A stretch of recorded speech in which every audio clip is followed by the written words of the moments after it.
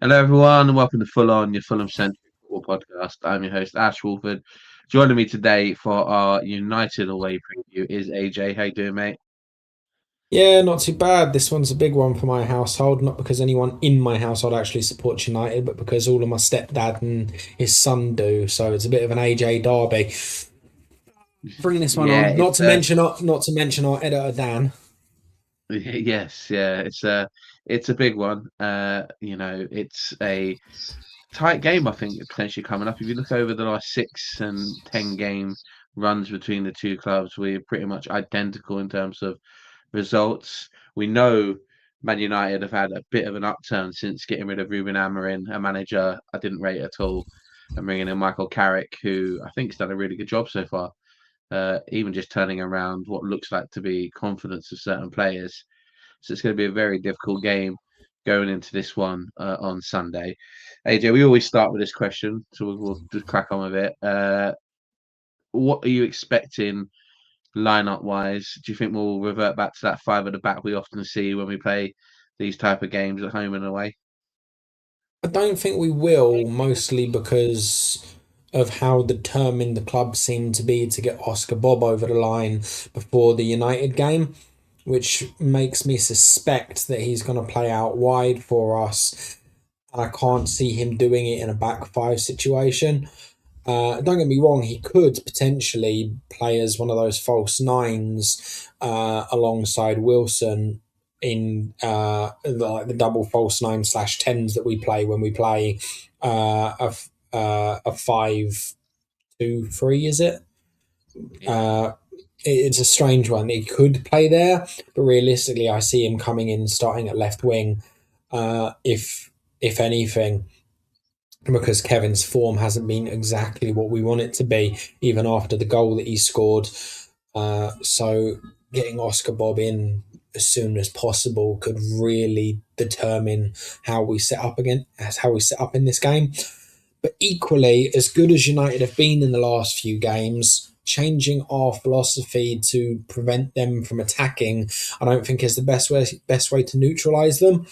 I think we're going to need to take the ball by the horns and take this game like we did last time we were at United, because they're at home. They're going to want to not just sit back and play counter attacking football like they did against Arsenal or against City. They're actually going to want to dominate the ball at home and show that they can play football against the likes of Fulham, and we need to take advantage of that.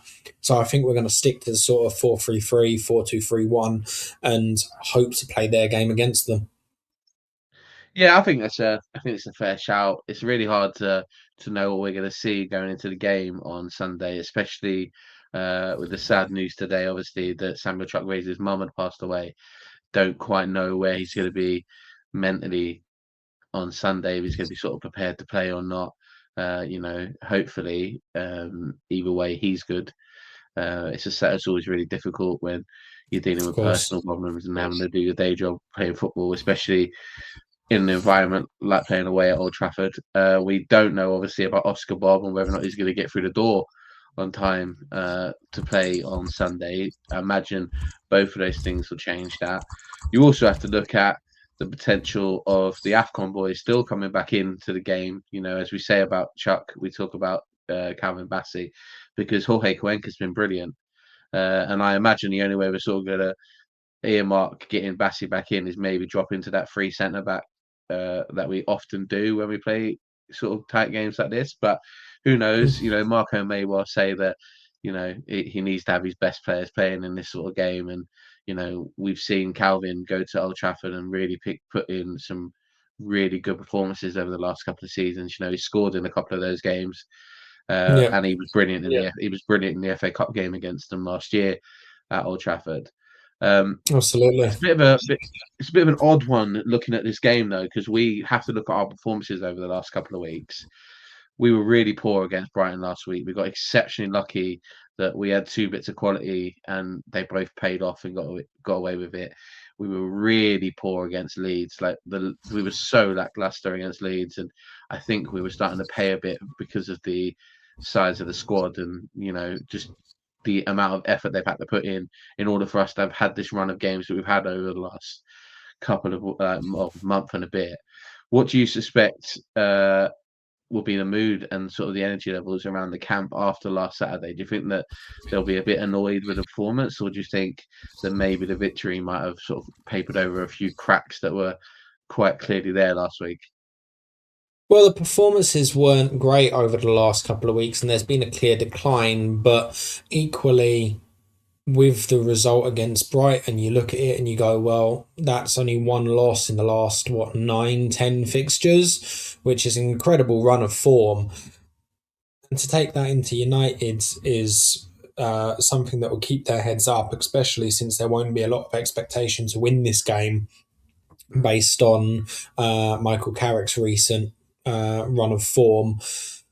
Uh, it's a bit of a strange one because we could very easily not play well and still win this game, similar to what we did with Brighton, because of the fact that despite we've had bad performances, we've actually been relatively sound defensively. Mm, Sure, we've conceded in both the last two games, but not through not through terrible defensive manner. It's mostly been the odd mistake that's been like what's the word I'm looking for? It's been taken by the opposition. That like when we've needed to, we've been very strong defensively and actually prevented a lot of last ditch goals and stuff like that. And that's what we're going to need to do against United. However, the one thing we are very susceptible to is long shots.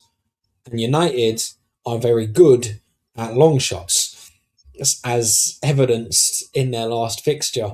Um, it's a bit concerning in that regard, especially with Bird Leno. But we just got to sort of go into it and hope we can get something out of it. The players' mentality will be relatively positive because, as you said to me off screen before, there's not really any expectation for them, so they can go into it just going right. We've won this many games out of so often. We're playing all right. We've done good football. We're sound defensively. We get something out of this, great. It's going to look brilliant for the fans. If we don't, we were never expected to.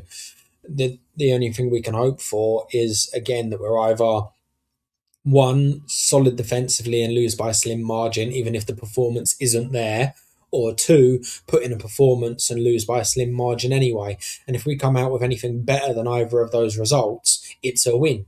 So yeah, it's an interesting one when you say about it. One thing I would say about Fulham this year is we've been a hell of a lot more resilient than we have been in recent years. You know, you look at the Man City home game as an example of that. You know, a game that could have easily we could have completely been blown out of the water at one point. We were 4-1 down at one point. You know, that game could have finished 7-8-1 a couple of years ago. But there's a lot of tenacity within the team to keep going no matter what. And we've seen that in a few games where, you know, I don't think it's a massive coincidence that we've scored a lot of last minute goals this season. I don't think it's a massive coincidence that we're constantly putting pressure on to try score goals. The only problem for us is obviously being the fact that our squad size is so small at the moment that, you know, and we are really paying the price for having only one first choice fit striker and a couple of injuries around the park. I thought last Saturday we looked a little bit feeble in midfield, but I don't think that's too surprising when you consider the fact that, you know, Sasha Lukic is the player we look to for bite in midfield, and he's out injured. And Sander Berger was ill apparently before the game, so you know it's not there for that one. You look at this Man United team, and you look at Bruno Fernandes as an outlet for them. You have to because he's the quality of the player he is. We're going to have to be defensively solid and very good in the centre of the park come the game time on Sunday, and it's always really difficult to do that at Old Trafford, mainly because of the size of the pitch. You know, it's a very big pitch at Old Trafford, and it means that you get stretched very, very easily. And this is why we often see Man United of the past be so much better at home than they are away because they get so much more room to, get in behind and to stay sort of solid in midfield. For that, you're going to have to look at this game and go, both sets of whoever's in the centre of defence and the centre of midfield is really going to have to be solid going into this game. I'm less so worried about the defence because I think that Jorge Cuenca, Calvin Bassey, and Anderson have all been really good, this season at staying there. Even when we were in that slump of form where we were really concerned and looking over our shoulders, defensively, I thought we were really, really good. It's just we just weren't producing anything at the other end of the pitch. Whereas now we seem to be producing a little bit at the other end of the pitch, but you worry about the centre of midfield. Thinking of that, AJ, should we be maybe thinking that transfer window shuts on Monday? We really need to bring a centre midfielder in. I know it's great that we're heavily Oscar Bob's probably likely to get through before Sunday. He might even potentially be able to play. We know we're heavily linked with Pepe as a striker. Do you think we realistically need to be looking at another central midfielder, or do you think that Marco's probably more likely just to stick with what he's got in the centre of the pitch? Oh, there keeps being loose links to central midfielders, so I wouldn't be surprised if there's a shock deadline day transfer for a central midfielder. But I don't think it's going to help us this weekend in any regard. I think we should be looking more internally into the squad though, because someone who's playing a bit part role at the moment is Harrison Reed. And as you said, we need someone with a bit more bite. Harrison Reed can do that. And I think this is the sort of game where if you're going to revert to the double pivot, because that's what he likes to do against his big sides, I'd much rather see Reed partnered with the likes of Berge than Lukic, because he's a little bit more aggressive in his manner. He's a bit more of a bulldog, and he's a little bit more. He's got energy for days. He's a little more relentless when it comes to chasing after the ball. And I think putting that level of pressure on the likes of Bruno Fernandes and probably Casemiro, likely enough, if he hasn't gone by the end of the window, um, is is exactly what we need. And it's that sort of man management that we haven't seen from Marco Silva that we used to see from previous managers. Like you'd go into these games against United and go, why on earth is this player starting? And then you'd see straight away why. It's all down to the tactical analysis of it. We used to see it a lot. We used to see it a lot from Jokanovic. He used to randomly play certain players in certain games, and it'd be like, right, why has that happened? And if it wasn't to prove a point to the board, it was because it was a tactical decision to completely counter the opponent. It feels, apart from a very small handful of games, which included one against Liverpool, I think it was either last season or a season before, Fulham tend not to divert away from their set style and method of playing, which is a good mentality if you want to become a bigger club. It's not a good mentality in terms of winning as many games as possible, because the best managers that win as many games as possible, even the likes of Jose Mourinho and Alex Ferguson, will divert away from what they think is best to beat somebody else if they need to. Even Pep Guardiola has at times. And I think that's what we're lacking occasionally in these big fixtures, and what I'd potentially like to see Marco do a bit more of.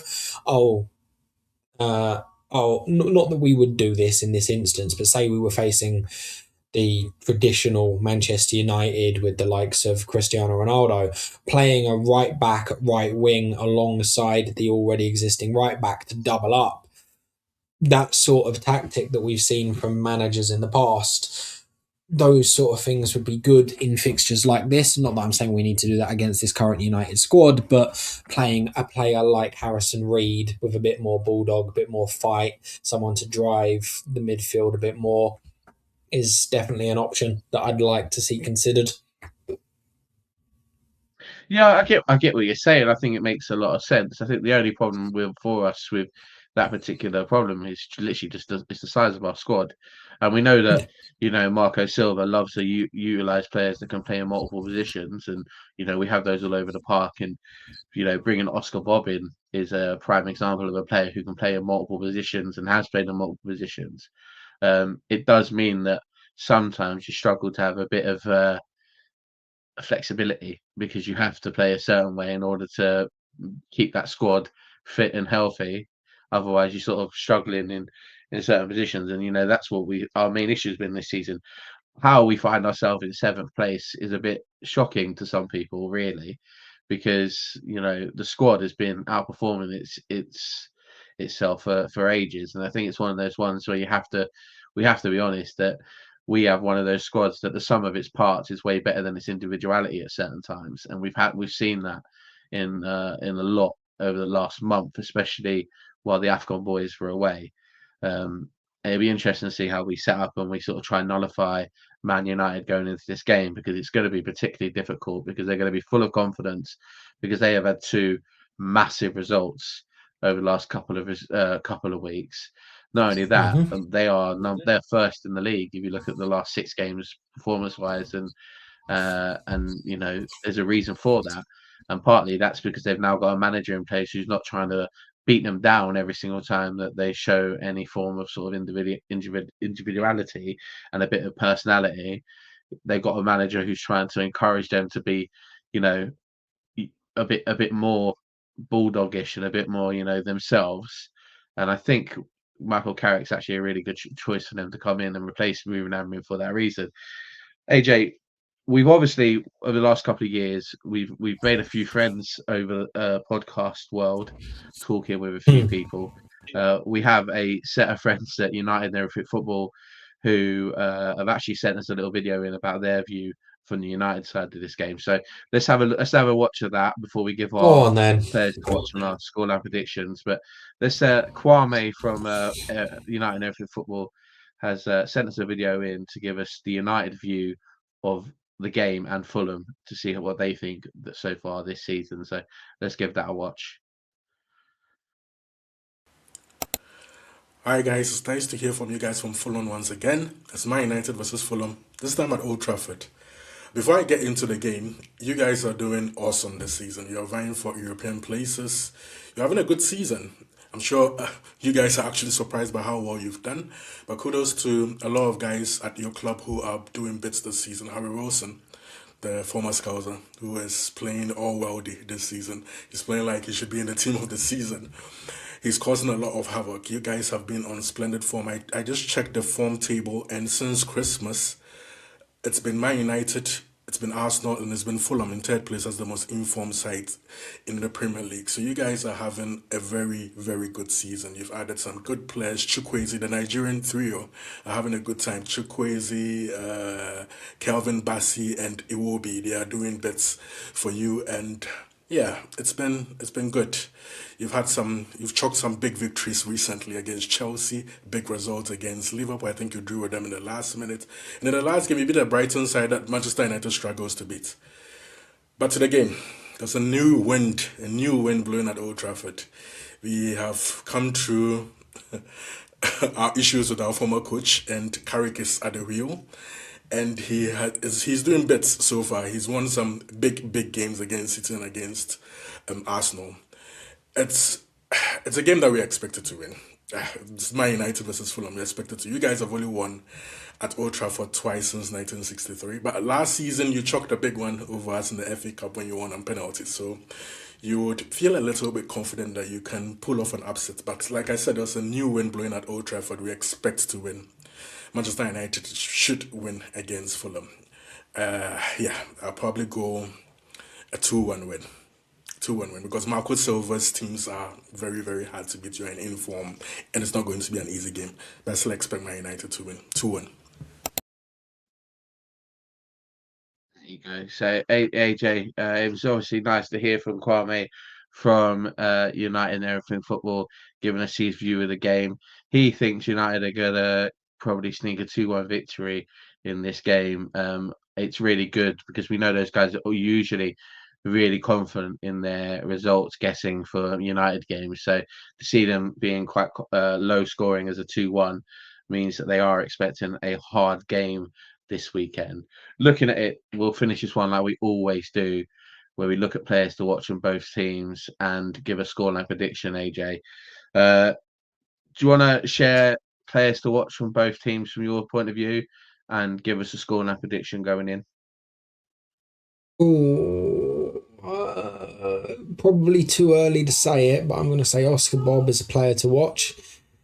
Ex-City player playing against United feels like a no-brainer. Um, Definitely one for the window, and obviously Harry Wilson as well. As for Manchester United, God, it's a bit of a strange one. They've got such a deep squad at the moment, and they're all playing so well together. Let me have a think.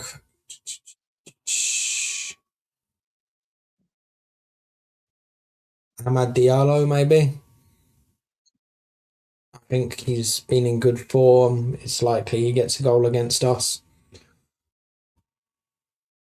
Score prediction. Oh, put me on the spot.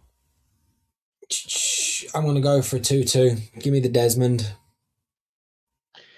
Yeah, I think it's really difficult to say for Fulham on this one because we're not 100% sure exactly what we're going to see squad-wise going in. We don't know if Oscar Bob's going to be in time to play. And it's easy to sit there and go, Harry Wilson's probably a player to watch because of how brilliant he's been in his clutch moments over the last couple of weeks. Realistically, I think this is going to be one of those games where Alex Iwobi, if we're going to get anything from this game, is going to have to shine. Because I think that we're going to have to really take control of that centre of the park. So Alex Iwobi would be my Fulham player to watch. In terms of Man United, where do you start with their squad, man? We say it every year. We've been saying it since we get confused about how they've struggled so much over the last couple of years because they have a squad that is packed full of really really good players. You look at Patrick Dorgu, who I think has been brilliant over the last couple of weeks for Man United. You know, and you have to respect the performance that he put in last week against Arsenal. Defensively, Malondogu. you know, defensively they've been really really good. They seem to have finally found the goalkeeper who is actually a good goalkeeper, which is helpful for them. Striker wise for them, it's hard to look past Cunha and Bueno, who are both players that are more than respected in the jobs they've done at other football clubs and then come into Man United and you know taking on that pressure a bit. We know how good Mbeumo is. It's always frustrating that he was doing such a great job for Brentford because it was doing it for Brentford, but now he's at Man United. He doesn't look out of place, so it's a difficult one for me. Scoreline wise, I've also gone for a 2-2 in this one. I think it's going to be a difficult game. 2-2 would actually be a really positive result for Fulham, I think. It's always difficult to go to Old Trafford and get a result. It's always difficult to have to sort of look at a squad that's still depleted and still missing players as we go into the last weekend before the transfer window shuts. And as it is, we still haven't actually signed any players, as much as we are confident that we'll have Oscar Bob through the door before the game itself. It's going to be a difficult game. I expect it, though, however, to be a really good game. If you're a neutral, it's probably a great one to watch.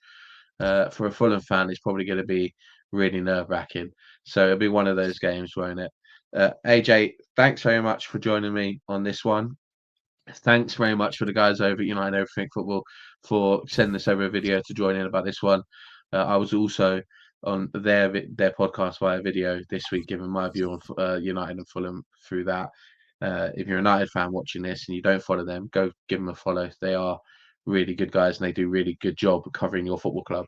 So got to respect that.